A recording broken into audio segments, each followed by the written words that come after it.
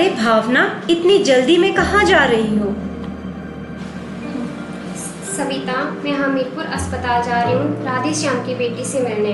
क्या तुम्हें नहीं पता, राधे श्याम की बेटी पर उसी के क्लास में पढ़ने वाली एक लड़की ने तेजाब फेंक दिया। हाँ हाँ, मुझे कल पता चला था। कैसी हालत है बेटी की अब? कोई ऑपरेशन होना है उसका। बेचारा राधे श्याम इतने पैसे कहाँ से लाएगा? सिर्फ दिहाड़ी मजदूरी ही तो करता है। अरे मुझे लगता है कि जिला सेवा प्राधिकरण हमीरपुर मदद कर सकता है उसकी। एक दिन पीएलवी मुआवजा देने की किसी स्कीम के बारे में कुछ बात तो कर रहे थे, पर मुझे ज़्यादा समझ नहीं आया। तो फिर उन्होंने कहा कि यदि कोई ऐसी समस्या हो और उस स्कीम के बारे में मैं ज़्यादा जानना चाहती हूँ तो फ्रंट ऑफिस में जो वकील हैं उनसे जाकर मिल सकती हूँ। मैं आज ही हमीरपुर जा रही हूँ, तो फ्रंट ऑफिस भी हो आऊँगी, वहाँ से पता करके आती हूँ। फिर राधे श्याम को बता दूंगी यदि कोई उसकी मदद होती हो तो। हाँ, ये बहुत ही अच्छा हो जाएगा। चलो साथ में चलते हैं।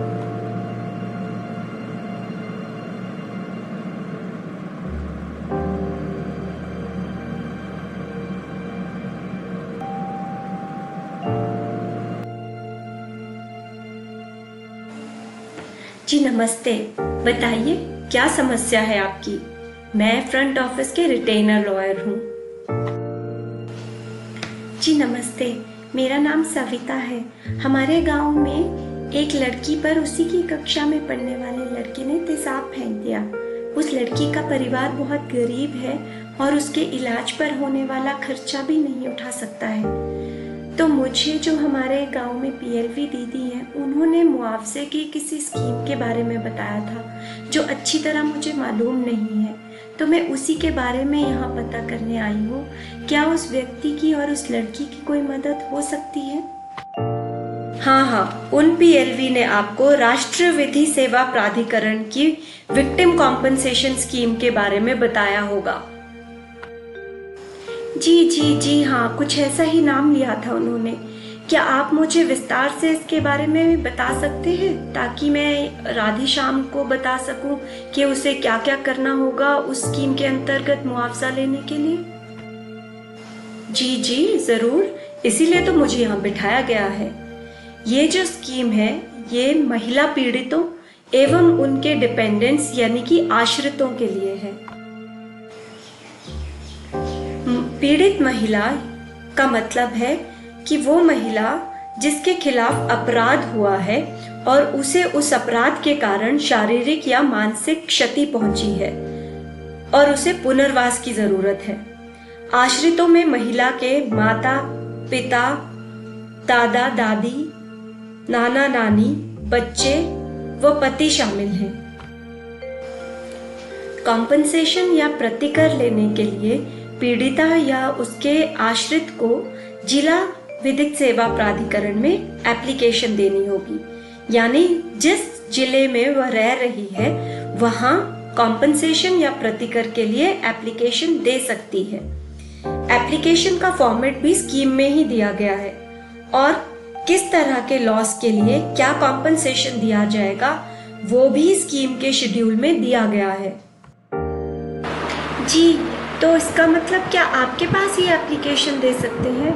वो बेचारा राधे श्याम तो अनपढ़ है, वो कैसे एप्लीकेशन लिखेगा? अरे नहीं, उन्हें यहाँ आने की ज़रूरत नहीं है, ना ही एप्लीकेशन लिखने की ज़रूरत है। आपकी एप्लीकेशन तो मैं ही लिख कर दे दूंगी।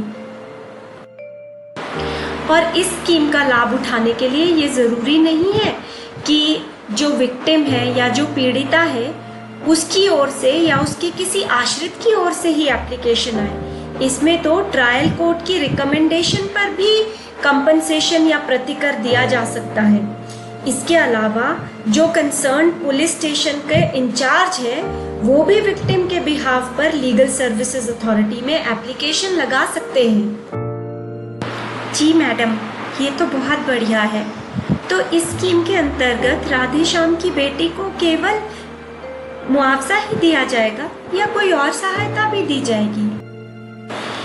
इस स्कीम में पीड़िता को वित्तीय सहायता तो दी ही जाएगी, यानी कि उसे मुआवजा तो दिया ही जाएगा, पर उसके अलावा पीड़िता की और कोई आवश्यकताओं के आधार पर भी उसे सेवाएं दी जा सकती हैं, जैसे कि उसे आश्रय देना, परामर्श देना, चिकित्सीय सहायता देना, विधिक सहायता देना, शिक्षा और व्यावसायिक प्रशिक्षण देना आदि।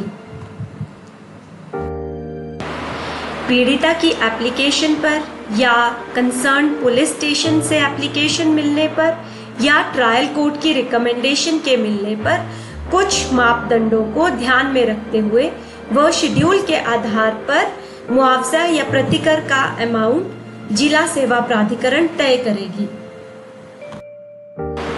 मैडम, वो मापदंड क्या होंगे?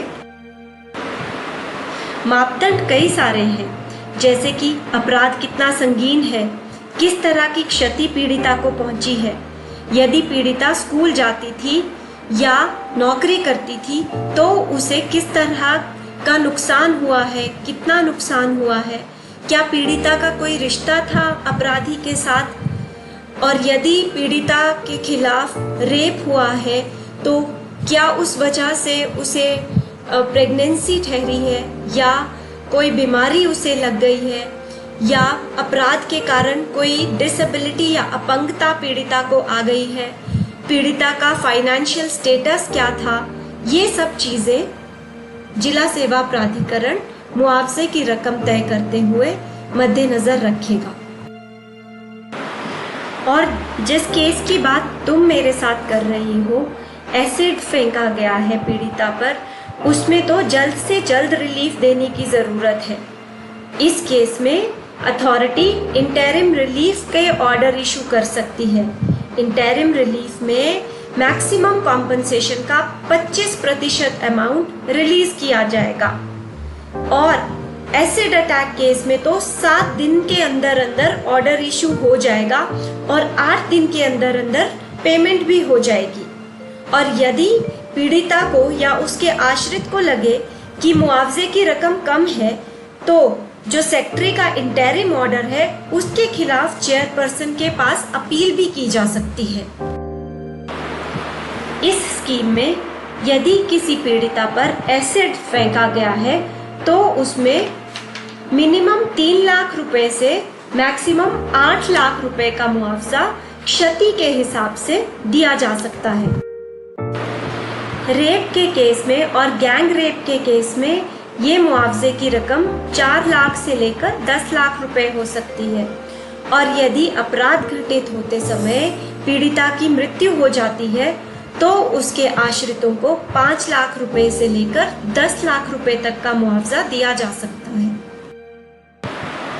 जहां कुछ एक्सेप्शनल केस में अथॉरिटी को लगता है कि जो मुआवजे की रकम है उससे पीड़िता की या उसके आश्रितों की मदद नहीं की जा सकती, तो इस स्कीम के अंतर्गत ये भी प्रावधान किया गया है कि शेड्यूल की अपर लिमिट को क्रॉस किया जा सके, यानी कि केस यदि बहुत सीरियस है जहां पे मैक्सिमम अमाउंट से भी रिलीफ नहीं मिल पा रहा है तो उस अमाउंट से बढ़कर भी मुआवजा दिया जा सकता है। जैसे मान लीजिए किसी एसिड अटैक केस में 8 लाख रुपए मुआवजा देने के बाद भी वो मुआवजा कम पड़ जाता है तो अथॉरिटी इस स्कीम के अंतर्गत उस अमाउंट को रीजंस देकर बढ़ा भी सकती है।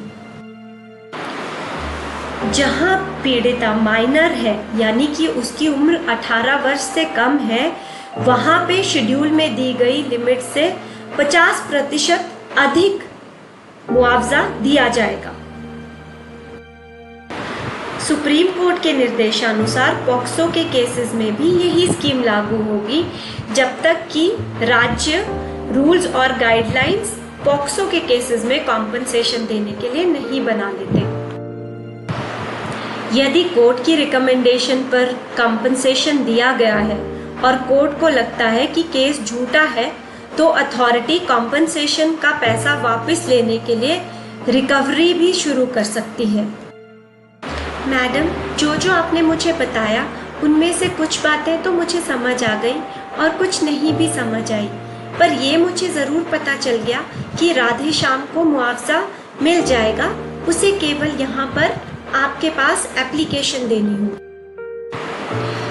इस स्कीम में 3 चीजें बहुत महत्वपूर्ण है। पहली, जब पुलिस के पास ऐसे किसी अपराध को लेकर रिपोर्टिंग की जाती है जो इस स्कीम के तहत कवर होता है, जैसे कि rape, gang rape, unnatural sexual assault, acid attack या इन अपराधों से होने वाली क्षति, डिसेबिलिटी या मृत्यु, तो पुलिस के लिए जरूरी है कि वो इसकी रिपोर्ट कंसर्न जिला सेवा प्राधिकरण को भेजे।